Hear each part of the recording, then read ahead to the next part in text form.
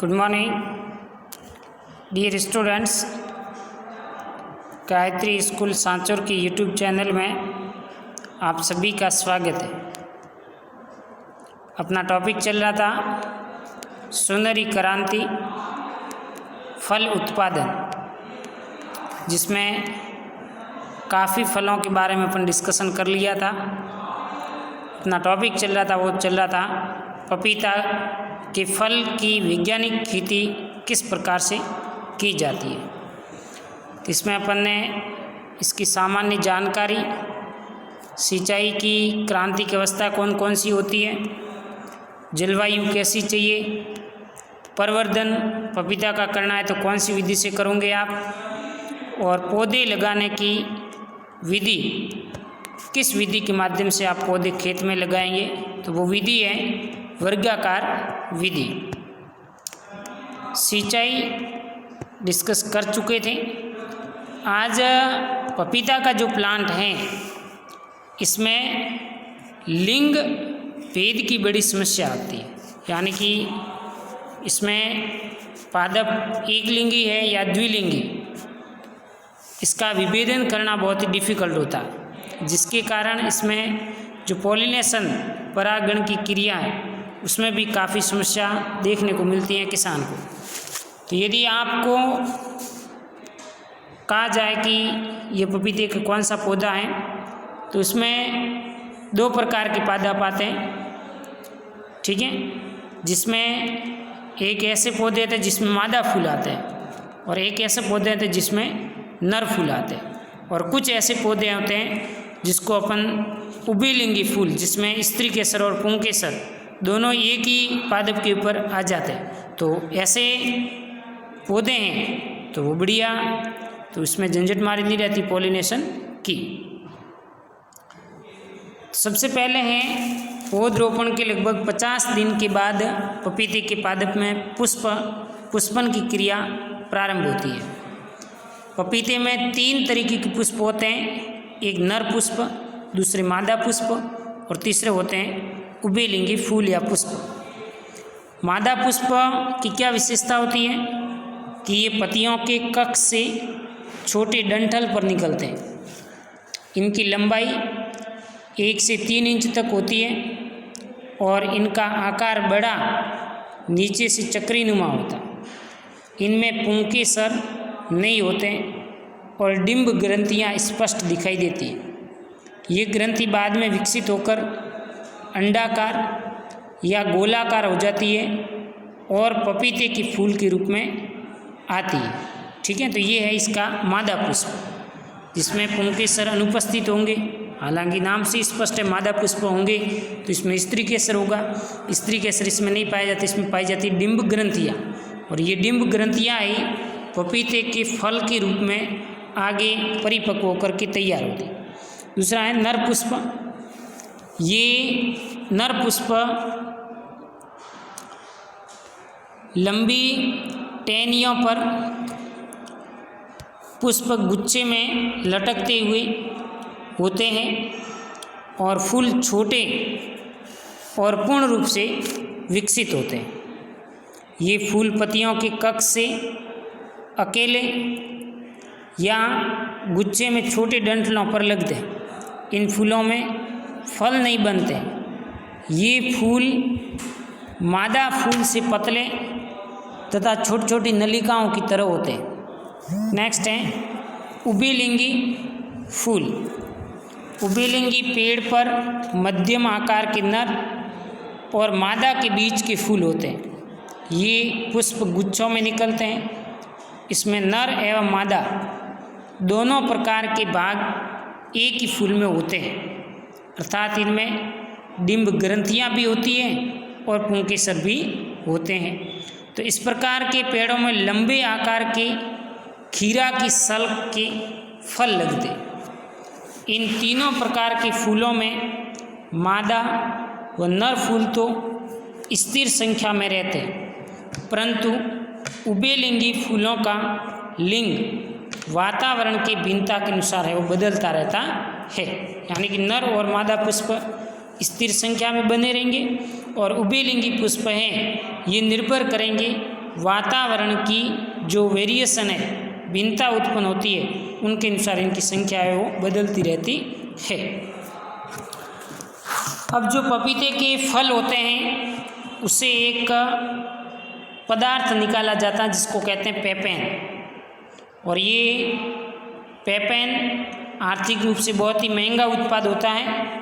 तो जब पपीता कच्ची अवस्था में होता है तो जिस प्रकार से इसमें अपने अफीम का जो कैप्सूल फल होता है उसमें जिस प्रकार से चीरा लगा करके दूध निकाला जाता है, ठीक उसी प्रकार का एल्कोहलिक दवाई बनाने के लिए पपीते के कच्चे फल में 3 से 4 चीरे लगाए जाते हैं, जिससे सफ़ेद रंग का तरल द्रव्य पदार्थ निकलता है जिसे पेपेन कहते हैं। हरे या कच्चे पपीते के फलों से सफ़ेद रस या दूध निकालकर सुखाए गए पदार्थ को पेपेन कहते हैं। इसका प्रयोग प्रोटीन को पचाने, एल्कोहल, दवा इत्यादि के निर्माण में किया जाता है। पेपेन एक महंगा उत्पाद होने के कारण इसका उत्पादन करके अधिक लाभ लिया जा सकता है। अधिकतम पेपेन प्राप्त करने के लिए आवश्यक है कि पेपेन सूर्य निकलने से पूर्व ही निकाल लेना चाहिए। साधारणतः ये प्रातः 6 से 9 बजे के बीच पेपेन निकालने का कार्य सर्वोत्तम रहता है। पेपेन प्राप्त करने के लिए 3/4 विकसित फलों पर डंठल की ओर से करीब 3 mm गहराई के 4 से 5 चीरे लंबाई के हिसाब से लगाते हैं। प्रतिदिन ऐसी 4 कट प्रति फल लगाए जाते हैं। चीरा लगाने के तत्काल बाद फलों से दूध निकलने लगता है, जिसे किसी मिट्टी या एल्यूमिनियम के बर्तन में इकट्ठा कर लिया जाता है। इस प्रकार फल की पूरी अवधि में 12 से 15 बार चीरा लगाकर दूध निकाला जा सकता है। चीरा लगाए गए फलों को पकने दिया जाता है, जिनका स्वाद सामान्य फलों के समान होता है, परंतु रंग खराब हो जाने के कारण बाजार में मांग में इसकी कमी आ जाती है। अतः इन फलों का उपयोग जैम, मुरब्बा, टूटी फ्रूटी एवं फल सेक के रूप में करना अच्छा रहता है। इकट्ठा किए गए दूध को चौड़े आकार के मिट्टी के पात्र में डालकर धूप में अथवा 50 से 60 डिग्री सेल्सियस तापमान पर सुखाया जाता है। तरल दूध में थोड़ा सा पोटेशियम मेटाबाइसल्फाइड मिलाया जाता है। इसे पेपेन लंबे समय तक सुरक्षित रखा जा सकता है। सीड का प्रोडक्शन, बीजों का उत्पादन।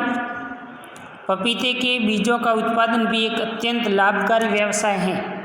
क्योंकि पपीते में जो प्रवर्धन की विधि है वो सबसे अच्छी प्रवर्धन की विधि है, वो है बीज के द्वारा आप पादप में प्रवर्धन कर सकते हैं। पपीते में पर परागण के कारण शुद्ध किस्म के बीज उत्पादन करना एक जटिल प्रक्रिया है। फिर भी अत्यधिक सावधानी एवं नियंत्रित परागण द्वारा काफ़ी हद तक संतोषजनक किस्म की शुद्धता रखते हुए बीज उत्पादन किया जा सकता है। बीज उत्पादन में जब मादा फूलों का परागण उभयलिंगी फूलों से किया जाता है तो मादा और उभयलिंगी संतानें समान संख्या में पैदा होती है। इस प्रकार के परागण किस्म निम्नता सबसे कम होती है तथा इस तरह की सौदर संगम से ओजपूर्ण संतति प्राप्त होती है। चुने हुए पौधों में परागण के बाद विकसित मादा फूलों में से अच्छी किस्म के गुणों के अनुसार आकार एवं भार वाले फलों को पूर्ण रूप से पकने के बाद तोड़ लेना चाहिए। चयनित फलों को काटकर बीज प्राप्त कर लेते हैं। बीजों को राख में रगड़कर साफ कर लेना चाहिए तथा छायादार स्थान पर सुखाना चाहिए।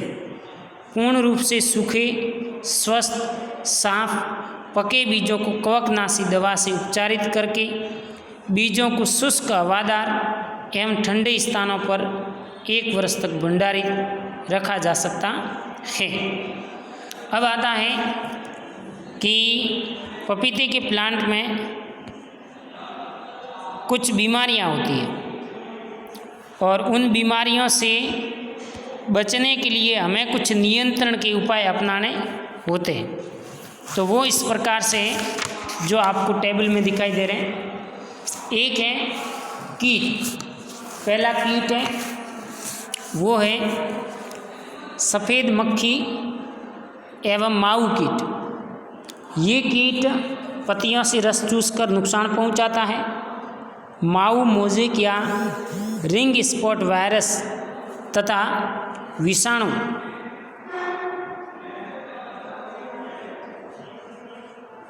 मोज़ेक या रिंग स्पॉट वायरस तथा सफ़ेद मक्खी पर्णकुंचन वायरस को फैलाती है। इसके नियंत्रण के लिए मिथाइल डिमेटोन 25 cc 1 मिलीलीटर प्रति लीटर, डाईमीथियोट 30 cc 1 ml प्रति लीटर पानी के हिसाब से आप इसका छिड़काव करें। दूसरा है सूत्रकृमि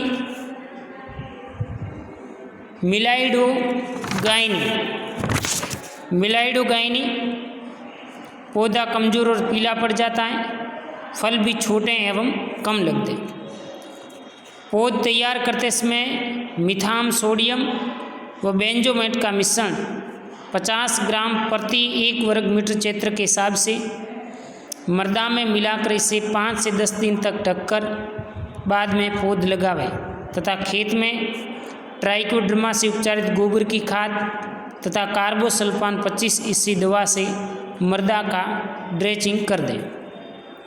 क्लेद गलन रोग, डंपिंग ऑफ व स्तंभ मूल संधि विलग्न, जिसको कहते हैं कॉलर रॉट कवक, पाइथियम कवक के कारण होता है। पौधशाला नर्सरी का रोग है जिसमें छोटे छोटे पौधे नीचे से गलकर मर जाते हैं, जिसे डंपिंग ऑफ कहा जाता है। वही कॉलर रॉट में भूमि के पास से तने की ऊपरी छाल गलने लगती है और पौधा सूख जाता है। इसके प्रबंधन के लिए बगीचे में से पानी की निकास की समुचित व्यवस्था होनी चाहिए। रोग दिखाई देते ही रोगग्रस्त भाग को पूरी तरीके से हटाकर कॉपर ऑक्सीक्लोराइड 0.3% का लेप छिड़काव कर देवें। ब्रोडो मिश्रण तने के आधार के चारों ओर भूमि में डालने व तने पर छिड़काव करने से रोग का प्रसार घट जाता है। नर्सरी में पौध को रोग से बचाने के लिए मिट्टी को 3 ग्राम ताम्रयुक्त कवकनाशी प्रति लीटर पानी की दर से घोल से तर कर देवें और बीजों को थायरम 3 ग्राम प्रति किलोग्राम बीज की दर से उपचारित करके इसकी बुआई करें। तना विलग्न रोग जो फाइटोप्थेरा पाल्मोवीरा के द्वारा होता है, पेड़ों की छाल फट जाती है, सेब के छत्ते नुमा दिखाई देती है, धीरे धीरे पेड़ गिर जाते हैं। नेक्स्ट है पर्णकुंचन व मोज़ेक लीफ कर्ल। पर्णकुंचन रोग से पत्तियां आकार में छोटी, कुंचित, विकृत व सिकुड़न लिए मोटी सिराओं वाली उल्टे प्याले के रूप में नीचे की तरफ एवं भीतर की ओर मुड़ जाती है। मोज़ेक रोग से नई पत्तियों पर चितकबरापन व सिकुड़न सबसे पहले दिखाई पड़ता है और छोटे फल छोटे विकृत हो जाते हैं। इसके प्रबंधन नियंत्रण के लिए कीटनाशी डाईमीथियोट 30 cc 1 मिलीलीटर प्रति लीटर, इमिडाक्लोप्रिड 1 मिलीलीटर प्रति 3 लीटर पानी के हिसाब से घोलकर 15 दिन के अंतर पर इसका छिड़काव करें। इन दवाओं का प्रयोग फल लगने से पहले ही करना चाहिए। फल लगने के बाद स्पाइनोडोसाइड आधा ml प्रति लीटर की दर से इसका छिड़काव करना चाहिए। पपीते के बाग के आसपास कद्दू, लौकी, ककड़ी, बैंगन, मिर्च, टमाटर, आलू जैसी कोई भी किसी प्रकार की सब्जी जैसी सब्जियां नहीं उगाएं। ये था पपीते की फल किस प्रकार से प्राप्त करते हैं, लिंग का इसमें प्रभेदन कैसे किया जा सकता है, पेपेन कैसे निकाला जाता है और इसका पौधों का संरक्षण है वो किस प्रकार करते हैं। Okay, thank you.